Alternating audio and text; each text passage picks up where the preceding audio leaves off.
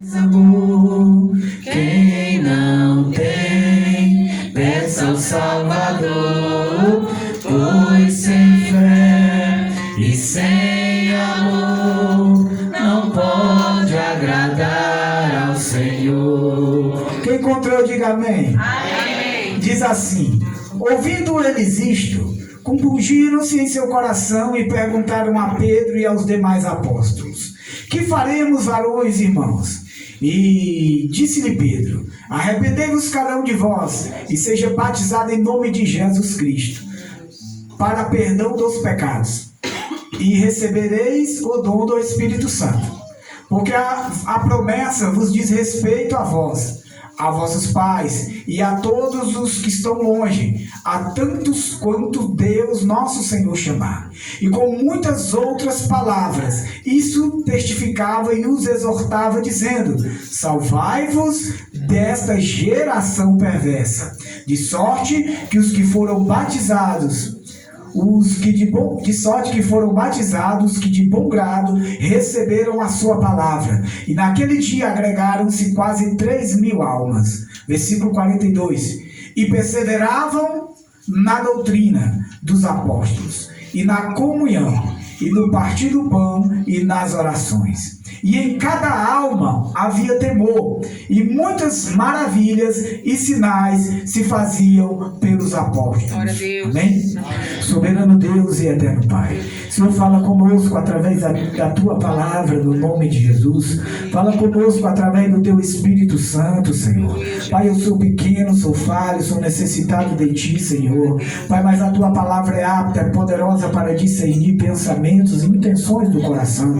A Tua palavra é o alimento da nossa alma. A Tua palavra é vida, espírito e vida, Senhor. Pai, fala conosco através da Tua palavra, pelo Santo Espírito de Deus, em nome do Senhor Jesus, de maneira que só o Teu nome e o Teu nome seja glorificado, Senhor, porque Tu és santo, Tu és soberano, Tu és maravilhoso, fiel e verdadeiro, Senhor. Que o Senhor venha, Pai, de uma maneira gloriosa, no nome de Jesus, falar aos nossos corações, Senhor, porque queremos ouvir a Tua voz, em o nome de Jesus. Amém.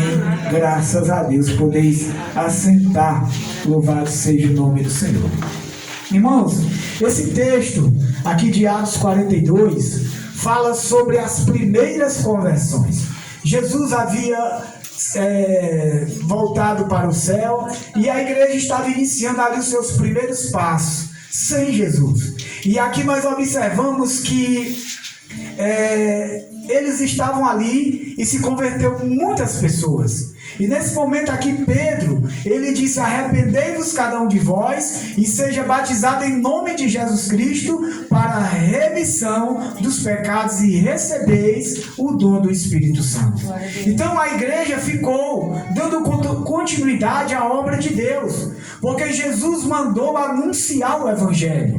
Jesus disse: ide por todo mundo, pregai o Evangelho a toda criatura. Quem crê e for batizado será salvo, e quem não crê será condenado. Então a nossa missão, a minha missão, a sua missão, a nossa missão, a missão da igreja é anunciar o Evangelho. Quando nós entendemos isso, irmão, nós anunciamos o Evangelho em todos os lugares, seja no trabalho, seja na escola, na rua, na roda de amigos, aonde quer que nós venhamos estar, é um lugar apropriado para falar do grande amor de Deus. Glória a Deus. Nós observamos aqui que os apóstolos, eles começaram ali a dar continuidade à missão, porque o Senhor Jesus, ele fez ali a obra da redenção. Só Ele poderia fazer a obra da redenção. Só Jesus era aquele que poderia entregar a vida por nós, porque Ele nunca pecou. Ele é o Cordeiro de Deus que tira o pecado do mundo. Ele em tudo foi tentado, mas nunca pecou. Então Ele era qualificado para que a vida dele fosse entregue por mim, por você e por cada ser humano na face da terra. Mas Ele foi entregue, foi crucificado, sofreu, morreu, foi sepultado. Ao terceiro dia Ele ressuscitou. E quando Ele ressuscitou, Ele disse: é-me dado todo o poder nos céus e na terra. E também Ele disse para ir por todo mundo e anunciar o Evangelho a toda criatura. Então eu observo, irmão, que para salvar É só Jesus que salva. Glória a Deus. Deus determinou que a salvação é através do seu Filho Jesus. Mas para anunciar o Evangelho, a princípio ele chamou 12. E desses 12, ele mandou fazer discípulos de todas as nações, batizando em nome do Pai, do Filho e do Espírito Santo, e ensinando a guardar todas as coisas a qual vos tenho mandado. Amém? Então, para salvar só Jesus, mas para anunciar o Evangelho, ele chamou 12, e dos 12 ele mandou ir por todo mundo e fazer discípulos. E essa palavra chegou até mim. Esta palavra chegou até você. Aleluia. Todo aquele que ouve a palavra de Deus e confessa Jesus como Salvador, se torna um filho de Deus, se torna um discípulo de Jesus. Glória a Deus. Porque a ordenança de Deus é para nós fazermos discípulos. Eu estava ouvindo aqui o pastor Valdir falar que queria estar no templo. O templo é bom, mas o templo não é tudo. Não é? Se nós for mesmo estudar mesmo, o Senhor ele não mandou nós construirmos templo. Ele mandou nós fazer discípulos, anunciar a palavra, ganhar almas para Jesus, ensinar essas pessoas a serem obedientes à palavra de Deus, não é? Batizar aquelas pessoas, discipular aquelas pessoas, tornar aquelas pessoas discípulos, verdadeiros discípulos do Senhor. Jesus disse: olha, se vós permaneceres na minha palavra, verdadeiramente sereis meus discípulos. Então eu entendo, e você também entende, porque você é inteligente, que discípulo verdadeiro é aquela pessoa que aceitou Jesus como Salvador e daí para frente procurou viver a palavra de Deus. Quando a palavra de Deus diz que se vós permaneceis na minha palavra, verdadeiramente sereis meus discípulos, significa que quando nós aceitamos Jesus, nós temos que procurar viver a palavra de Deus, permanecer na palavra de Deus em obediência à sua palavra. Louvado seja o nome do Senhor. O discípulo legítimo é aquele que anda em obediência, é aquele que submete-se à vontade de Deus, porque só há uma maneira de nós vencermos o diabo, e é através da nossa submissão a Deus, é através da nossa aliança com Deus. Temos Jesus, sim, pelo nome de Jesus nós expulsamos os demônios, mas a palavra de Deus nos ensina que a nossa sujeição, a nossa obediência é uma forma maravilhosa de nós derrotarmos o diabo. Glória a Deus. Porque a Bíblia diz: sujeitai-vos a Deus, resisti ao diabo e ele fugirá de vós.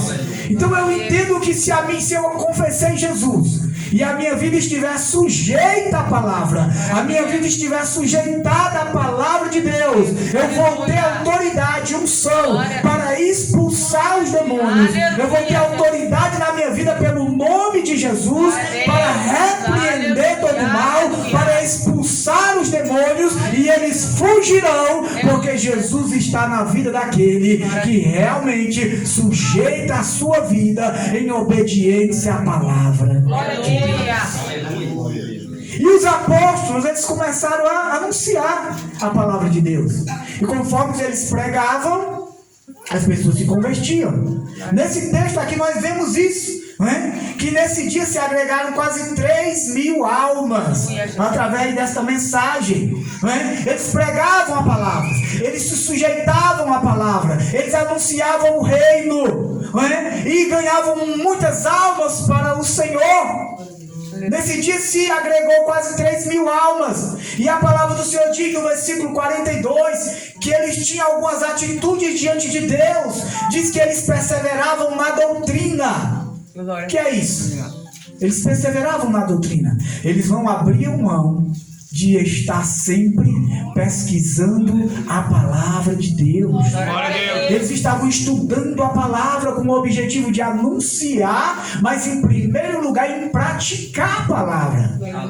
Então eles perseveravam na doutrina. O que é isso? Eles aprendiam, eles se alimentavam da palavra, eles viviam a palavra e anunciavam a palavra.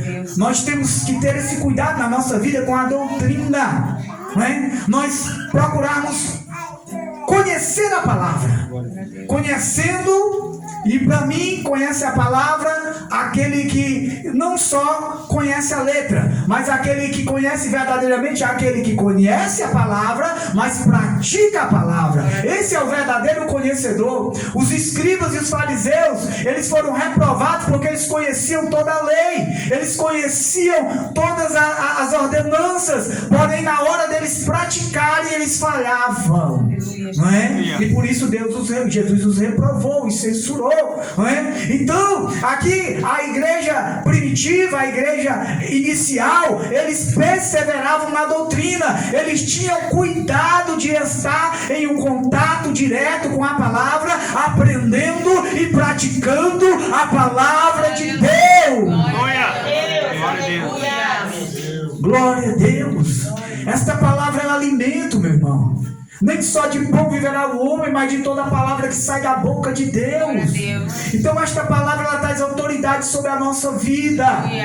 Talvez alguém não veja, mas o reino espiritual vê. Jesus disse: as palavras que eu vos disse são espírito e vida. Então a igreja de Atos, eles tinham essa característica. Eles perseveravam na doutrina. Como Deus falou para Josué que ele não deveria se apartar do livro da lei, ele não deveria se apartar da palavra de Deus. Por quê que Deus falou isso para Josué? Para ele ter cuidado de fazer conforme o que estava escrito. Porque se ele fizesse conforme o que estava escrito, ele iria ser bem sucedido naquilo que fazia. Não é? Então a nossa vitória, a nossa bênção está na proximidade que nós andamos, na distância que nós temos da palavra de Deus. Não é? Temos que estar perto da palavra, a palavra esteja junto de ti, na tua boca e no teu coração. Esta é a palavra de Deus que pregamos. A palavra ela tem que estar, irmão, não só na nossa mão, na Bíblia, na nossa mão não, mas em primeiro lugar a palavra tem que estar na nossa boca. A Bíblia diz que aquele que é de Deus, ele fala a palavra de Deus. A palavra de Deus tem que estar no nosso coração. A palavra tem que estar junto de nós, na nossa boca e no nosso coração. Esta é a palavra de fé que pregamos. Glória a Deus.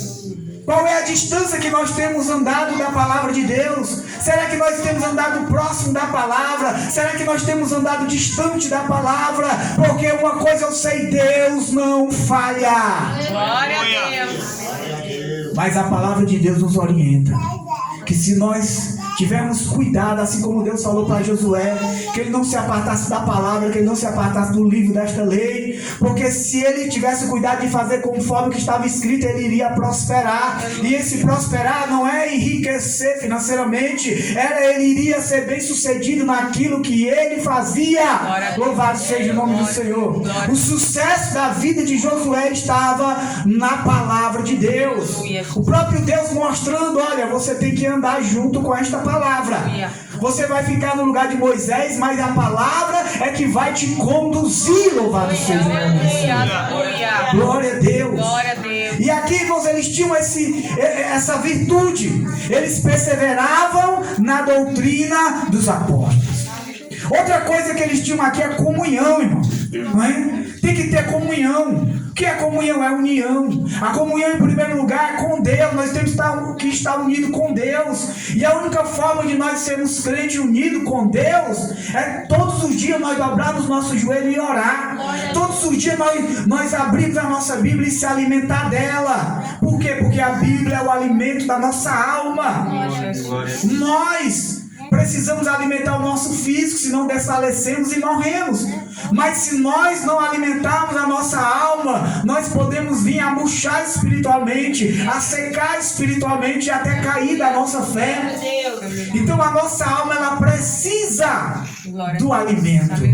Qual é o alimento da nossa alma? É a palavra de Deus. Louvado seja o nome do Senhor. É a palavra de Deus que vai alimentar a nossa alma, que vai nos nutrir espiritualmente, lendo, crendo, praticando. A autoridade de Deus vai vir sobre a nossa vida. A presença de Deus vai vir sobre a nossa vida.